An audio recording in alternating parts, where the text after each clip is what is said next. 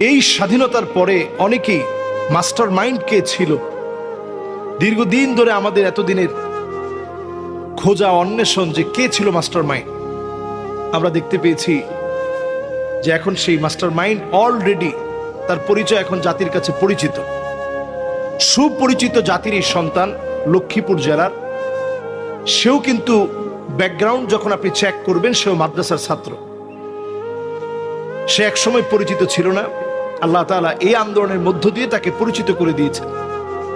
সমন্বয়ক যারা ছিল প্রত্যেকেই তার চিন্তা থেকে এই বৈষম্য বিরোধী ছাত্র আন্দোলনে ভূমিকা রেখেছে। তার নাম হচ্ছে মাহফুজ আলম উর্ফে মাহফুজ আব্দুল্লাহ। তাকে এতদিন ধরে খুঁজছে আমাদের দেশের প্রশাসন, সবাই কিন্তু শুধু একটা নাম, এই মাহফুজ আব্দুল্লাহকে এতদিন ধরে খুঁজছে। তার পড়াশোনা